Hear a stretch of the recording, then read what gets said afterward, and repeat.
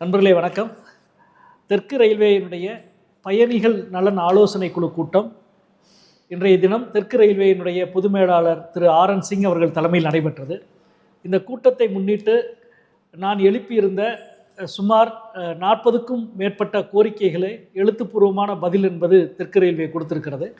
அதில் மிக முக்கியமான நல்ல செய்தியாக நான் குறிப்பிடுவது, மதுரைக்கு புதிய 3 ரயில்கள் வருவதற்கான வாய்ப்புகள் என்பது இன்றைய அறிவிப்பிலே தெரிவிக்கப்பட்டிருக்கிறது. குறிப்பாக ராமேஸ்வரத்திலிருந்து மதுரை வழியாக மங்களூர் செல்லுகிற ரயில், இது நீண்ட நாள் கோரிக்கை. இந்த கோரிக்கை என்பது இன்றைக்கு ஏற்றுக்கொள்ளப்பட்டு விரைவில் அறிவிக்கப்படும் என்பதை எழுத்துப்பூர்வமாக கொடுத்திருக்கிறார்கள். இது மிக மகிழ்ச்சி அளிக்கிற விஷயம். அதே போல திருச்சியிலிருந்து கங்கா நகருக்கும் திருச்சியிலிருந்து ஜோத்பூருக்கும் சென்று கொண்டிருக்கின்ற ரயில் என்பது இப்பொழுது மதுரை வரை நீட்டிக்க வேண்டும் என்று கேட்டிருந்தேன். இந்த 2 ரயில்களையும் மதுரை வரை நீட்டிப்பதற்கான பரிந்துரையை ரயில்வே வாரியத்துக்கு வழங்குவதாக தெற்கு ரயில்வே எழுத்துப்பூர்வமாக பதிலளித்திருக்கிறது. அதற்கும் எனது நன்றியை தெரிவித்துக் கொள்கின்றேன்.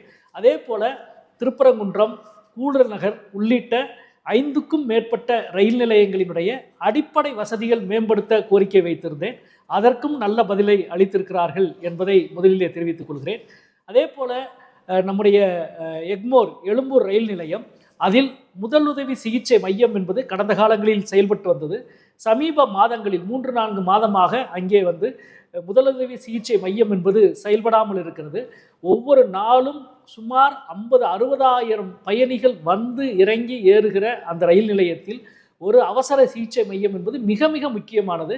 அது கைவிடப்பட்டது என்பது ஏற்றுக்கொள்ளவே முடியாது. உடனடியாக எக்மோர் ரயில் நிலையத்தில் முதலுதவி சிகிச்சை மையத்தை துவக்க வேண்டும் என்பதை தெரிவித்திருக்கிறேன். பொது மேலாளரும் ஏற்றுக்கொண்டு உடனடியாக நடவடிக்கை எடுப்பதாக கூறியிருக்கின்றார்.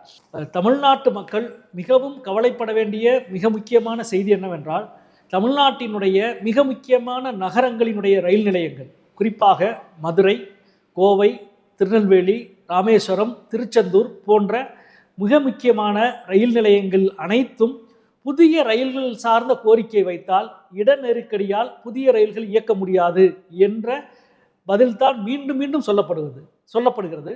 இவையெல்லாம் சீல்டு ரயில்வே ஸ்டேஷன் என்று அறிவித்து விடுங்கள் என்ற அளவுக்கு இன்றைக்கு நிலைமை மோசமாகி கொண்டிருக்கிறது. எந்த புதிய ரயில்களும் அறிவிக்க முடியாத நிலையை இந்த ரயில் நிலையங்கள் அனைத்தும் எட்டிவிட்டது.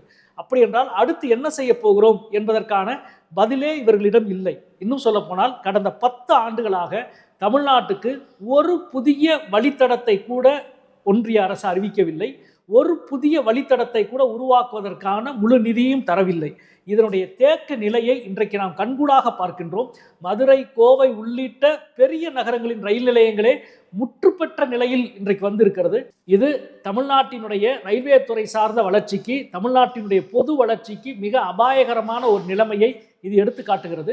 குறிப்பாக பைபாஸ் ரயில் தடங்களை உருவாக்குவதும் புதிய ரயில் நிலையங்களை உருவாக்குவதும் மிக முக்கியமான ஒரு தேவையாக இருக்கிறது. இதற்கு தமிழ்நாட்டுக்கு, குறிப்பாக தெற்கு ரயில்வேக்கு கூடுதல் நிதி ஒதுக்கீடு செய்தால் மட்டுமே சாத்தியம். கடந்த 10 ஆண்டுகள் வளர்ச்சி திட்டங்களுக்கு நிதி ஒதுக்காததனுடைய மிக மோசமான ஒரு கட்டத்தை இன்றைக்கு தெற்கு ரயில்வே எட்டியிருக்கிறது என்பதை மிகுந்த வேதனையோடு நான் பகிர்ந்து கொள்கிறேன்.